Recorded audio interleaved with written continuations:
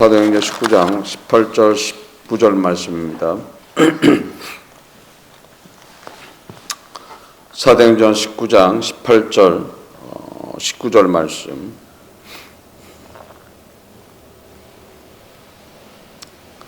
사도행전 19장 18절 19절 말씀 합독합니다. 믿은 사람들이 많이 와서 자복하여 행한 일을 구하며 또 마술을 향하던 많은 사람이 그 책을 모아가지고 와서 모든 사람 앞에서 불사르니 그 책값을 계산한즉 은 5만이나 되더라. 아멘. 하나님 아버지 감사합니다. 성령께서 이 시간 함께함을 감사드립니다. 말씀을 깨닫는 시간 될 수 있도록 인도하여 주옵소서. 함께함을 감사드리며 이 모든 것 주 예수 그리스도 받도록 인도드립니다. 아멘. 믿은 사람들이 와서 자복을 하더라. 그래서 자신들의 행한 일에 대해서 고하더라. 우리가 예수 그리스도를 믿어가면서 살아갈 때 말씀대로 따라가지 않고 세상에 매여 있을 때도 있고 또 미신적인 그런 신앙을 가지고 믿음 생활을 할 때도 있죠. 그래서 미신적인 신앙을 가지고 있는 사람들이 많아요. 예수 그리스도를 믿는 것은 미신이 아니에요. 그러나 미신적으로 믿는 사람들. 그래서 어떤 일을 불행한 일들, 안 좋은 일들이 있을 때 마치 주님으로부터 저주받는 것처럼 생각하는 사람들이 있어요. 근데 저주가 아니라 어떻게 하신다 그랬어요? 책망과 거기에 대한 훈계를 하시는 거지 저주하는 것이 아닌 거예요. 그래서 어떻게 보면 그러니까 주님으로부터 책망받는 거하고 마귀의 역사하고는 틀린 거죠. 근데 마귀의 역사는 우리를 사망으로 인도하게 되고 내 마음 자체를 힘들게 하는 것들이 있어요.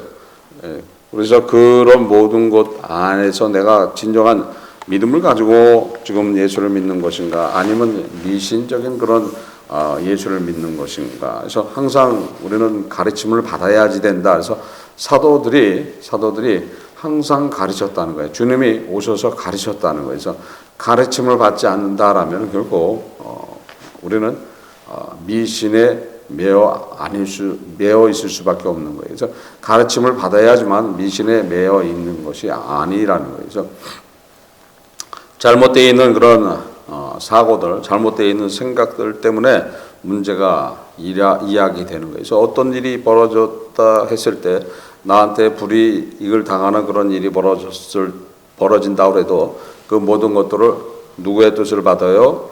주님의 뜻으로 받으면 그 아주 쉬운 거죠. 그러면 그 자체가 미신적인 게 아닌 거예요. 그러나 그거를 받을 때 기복으로 받는 사람들이 있어요. 그래서 기복으로 받기 때문에 그게 문제화 되면은 우리의 삶 속에서도 어렵고 고난의 그런 시간들이 나타난다. 그래서 미신적인 그런 신앙이었던 사람들이 지금 많이 와갖고 자백하더라. 그래서 우리가 우리의 삶 속에서 미신적으로 지금 예수 그리스도를 믿었는가, 또 미신적인 그런 행위를 했는가에 따라서 했다라면은 자백하고 회개해야 된다. 그래서 우리의 삶의 하루를 보면은 내가 과연 진짜 미신적인 그런 믿음의 그런 시간을 보냈는가, 아니면 진정한 그리스도인으로서 시간을 보냈는가라는 것을 판단해보고 만약에 아니라라면은 자백하면 된다 이렇게 되는 거예요. 그래서 많은 사람들이 와서 자백하더라. 그래서 마술을 향하고 또 했던 모든 것들, 사술을 향했던 것들, 마술 하는 것들을 보면은 재밌어요. 그래서 재밌어갖고 나도 모르는 사이에 빠져 들어가는 그런 일들을 하죠. 그래서 그 모든 것들을 또 사술을 향하기 위해서 마술을 향하기 위해서는 어떤 책을 가지고서 그 책을 보고 흉내를 내죠. 그래서 예수 믿는 것도 성경을 가지고 따라가야지 되는 거예요. 그렇죠? 마술과 사술을 하는데도 책이 있다 이렇게 돼 있죠.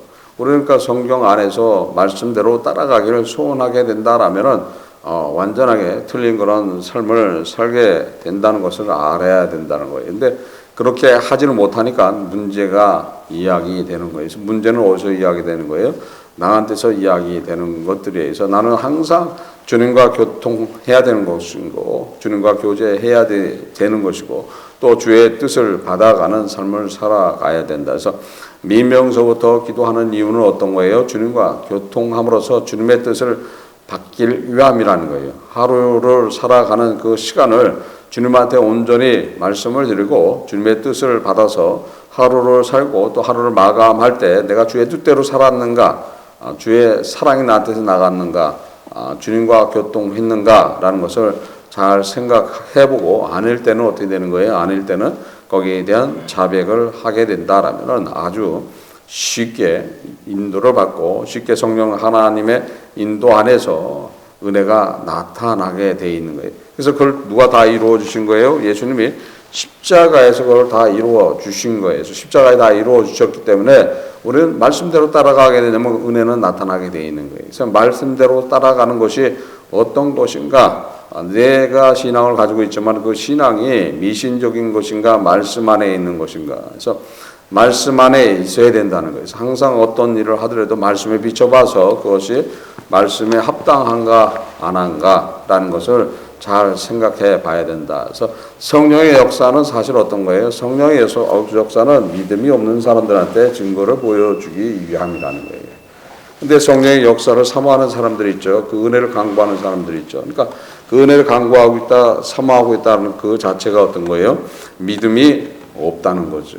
그래서 우리는 예수 그리스도를 믿는다라면 벌써 틀려지는 거예요. 안 보이는 분, 또 한 번도 만나본 적이 없는 분, 또 그런데 그분이 사람이시면서 하나님이시고 우리의 죄를 다 대속하시고 하나님 앞에 다 갚아 주심으로써 하나님의 자녀로 되돌아가게 하신 그분을 내가 따라간다라는 그 자체가 어떤 거예요? 신비한 거예요. 그게 신비한 거야.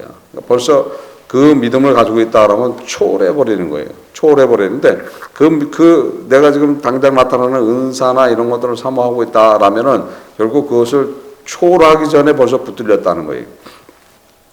초월해 지나가 버려야 된다는 거예요. 초월해 지나가 버리면 항상 주님과 교통하는데도 부족함이 없고 주와 함께 함으로써 사단의 역사, 마귀의 역사, 귀신의 역사는 나타나지 않게 돼 있는 거예요. 그래서 내 마음을 흔들지 못한다는 거죠.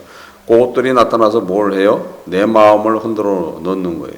내 마음을 흔들어 놓는다라면 그것은 아니게 되는 거예요. 그래서 그것들이 항상 내 마음을 흔든다 그래도 나는 주의 은혜에 있다, 주의 은혜 안에 있다라면 결코 흔들림이 없다는 거예요. 흔들림이 없는 거예요. 흔들림이 없어야 되는데 조속으로 변한다라면 그것은 아니게 되는 거죠. 그래서 스스로 알 수 있다. 내 안에 누가 있다 없다? 성령 하나님이 있다 없다. 그러니까 성령 하나님이 있는데 네 모양이 그 모양이냐 그러면 안 된다는 거죠. 내 안에서 하나님이 계신데 모양이 어때요? 진짜 주님을 닮아 있는 모양으로 간다는 거예요.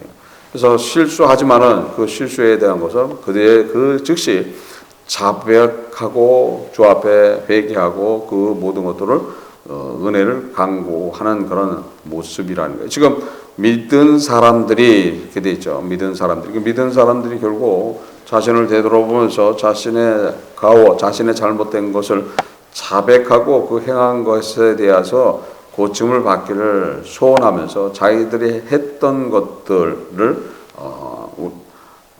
용서받기 위해서 마술을 행했던 사람들이 많은 책을 가지고 와서 모든 사람 앞에서 불사르더라. 그러니까 모든 사람 앞에서 자기의 잘못되어 있는 신앙에 대해서 자백하고 은혜를 받아야 되는 거예요. 그래서 책을 가져와서 불살랐는데 그 책 값이 은 5만이 되더라 이렇게 돼 있죠. 그래서 은 5만이다라면 에베소에 있는 사람들은 거의 뭐 헬라인들이었죠. 그래서 아마 로마의 통치를 받았기 때문에 단위가 로마의 돈의 단위 아니면 현지 단위 이렇게 돼 있을 거라고 봐야 되는 거예요. 그래서 드라크마나 아니면 데나리온이라고 봐야 되는 거예요. 하루의 노동자의 일당이 그 당시에 완 데나리온이었다는 거예요. 그러면 엄청난 액수예요. 엄청난 액수의 돈에 해당되어 있는 그런 마술에 관계되어 있는 사술에 관계되어 있는 책들을 가지고 그러니까 그 지역이 어느 정도로 미신적인 지역이라는 것이 나와 있는 거예요. 그래서 우리의 삶이 그렇다는 거예요. 우리의 삶이 미신적인 그런 삶에 매여서 예수를 믿는 경우가 많은 거예요. 그러니까 원래 믿음이 있는 기독교 가정에서 나서 그 가정에서 자라서 그 가정에서 있었다라면 결국 미신에 매이지는 않아요. 그러나 그렇지 않을 때는 대다수의 모습들이 미신적인 그런 신앙을 가지고 있어요. 미신적인 신앙의 대표적인 것이 기복신앙이라는 거예요. 그게 기복신앙이에요. 그래서 내가 기복신앙에 매여 있다라면 안 된다는 거예요. 내가 하나님 앞에 뭘 드리는데 거기에 대한 어떤 대가를 바란다? 그것도 안 된다는 거죠. 그래서 내가 하나님 앞에 나의 모습을, 나의 믿음을 드리는 것이지, 내가 이걸 드렸으니까 요거에 뻥튀기를 해서 한 100배를 축복하시면 좋을 것 같은데, 그래서 예수님이 십자가에 돌아가시지 않았습니까? 이렇게 얘기하는 사람들이 있다는 거죠. 잘못되어 있는 것들이죠. 그러면 그 마음이 들었다는 것 그 자체가 잘못되어 있다. 잘못되어 있는 마음이라는 거예요. 잘못되어 있는 마음은 결국 성령의 마음이 아닌 거예요. 저 성령의 마음은 어떻게 되냐? 잘못되어 있는 생각을 했다가도 어떻게 되는 거예요? 그 즉시 자백하고 회개한다는 거죠. 그 차이가 나타나는 거예요. 그래서 성화냐 아니냐가 거기에 있는 거예요. 성화하는 그런 삶을 산다라면 실수할 수 있어요. 실수할 수 있지만 그 즉시 어떻게 해요? 자백을 한다는 거예요. 내가 잘못됐다고 자백한다는 거예요. 그러면 성화 단계에 있다. 그러니까 누가 안에 계시는 거예요? 주님이 안에 계신다는 거예요. 그래서 주님의 책망을 받기 때문에 바로 그것을 잘못된 모습에서 벗어나는 그런 모습이라는 거예요. 그래서 스스로 알 수 있다는 거예요. 스스로 알 수 있다. 내 안에 누가 있다 없다? 예수님이 계시냐 안 계시냐라는 것은 스스로 알 수 있다. 그래서 안 계시는 그런 모습에 어떤 것들이 나타나게 된다면 일일이 자백하면서 그런 모습이 아니라 진정한 그리스도인의 삶을 살기를 소원한다라면 은혜는 여러분 삶 속에 그대로 나타나게 돼 있다는 것을 믿으시길 바랍니다. 그것을 누가 다 해놓으신 거예요? 예수님이 십자가에서 고난을 당하시고 죽으시고 부활하셔서 하나님 우편에 앉으셔서 그 은혜와 축복을 지금도 행해 주시고 있다는 것을 알아야 된다는 거예요. 그래서 온전히 그분과 동행하는 삶이 어떤 것인가? 완전하게 순종하고 완전하게 그분한테 맡길 때의 은혜는 나타나게 되어 있는 거예요. 예수님이 십자가에서 돌아가실 때 아버지 앞에 모든 것들을 맡겼어요. 자기의 생명까지 맡겨놓고 따라가는 그 믿음 안에 있었기 때문에 결국 승리하시는 것처럼 우리 역시도 그런 믿음을 가질 때 예수님이 십자가에서 얻어주신 하나님의 자녀의 축복된 삶은 우리의 삶 속에 그대로 나타난다는 것을 믿고 오늘 하루도 그런 믿음 안에서 다 승리하시기를 주 예수 그리스도 이름으로서 축원합니다. 기도하시겠습니다. 하나님 아버지 감사합니다. 성령께서 이 시간 함께함을 감사드립니다.